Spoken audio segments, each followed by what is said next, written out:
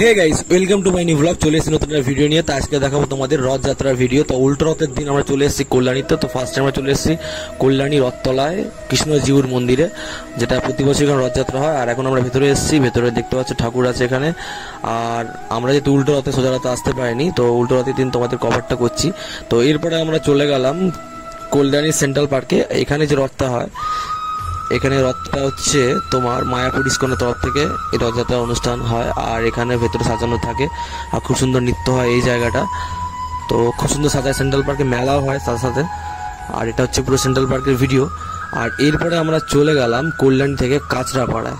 কাঁচরাপাড়ায় প্রথম যেটা রথটা গেলাম সেটা হচ্ছে মিলননগর রথতলায়। তোমরা যে সামনে রথটা দেখতে পাচ্ছ, এটা মিলননগর রথতলা, যেটা মিলননগর ইউথ অ্যাসোসিয়েশন ক্লাবের ওখানে।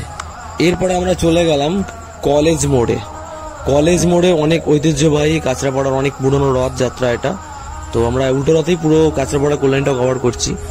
আর এরপরে এখানে একটা মেলাও হয়, পাশেই রয়েছে।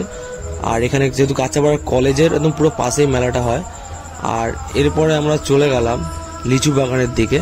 তো কাঁচরাপাড়ার তৃতীয় যে রথটা লিচু বাগান, এই রাস্তাটা প্রচুর ভিড় থাকে, কিন্তু আমরা যেহেতু রাত্রিবেলা মানে দেখতে রাত্রি হয়ে গেছিলো বলে অতটা ভিড় দেখাতে পারিনি। বাট দেখতে পাচ্ছ গাইস, প্রচুর ভিড়, মানে প্রচুর ভিড় থাকে, কিন্তু এখন ভিড়টা নেই, কারণ অনেকই রাত হয়ে গেছে, 10টা বেজে গেছে, পুরো 11টা বাজতে চললো। তো এটা দেখিয়েই আমাদের ভিডিও এখানে শেষ। চ্যানেলটা মানে চ্যানেল নতুন, চ্যানেলটা সাবস্ক্রাইব করে দিও, ভিডিওটা ভালো লাগলে লাইক কমেন্ট শেয়ার করে দিও। চলো ভাই, নতুন একটা ভিডিও দেখা হচ্ছে।